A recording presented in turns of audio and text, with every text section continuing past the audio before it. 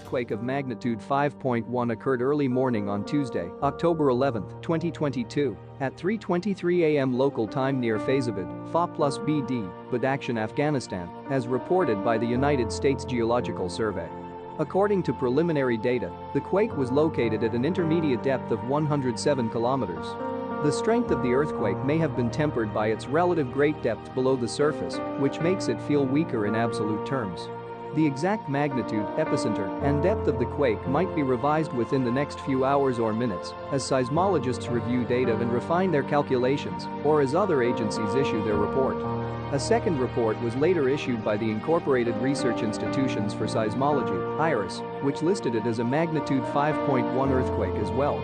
Other agencies reporting the same quake include the German Research Center for Geosciences, GFZ, at magnitude 4.7, France's Réseau National de Surveillance Sismique, RéNaSS, at magnitude 5.1, the citizen-seismograph network of RaspberryShake at magnitude 5.1, and the European Mediterranean Seismological Center, EMSC, at magnitude 5.1.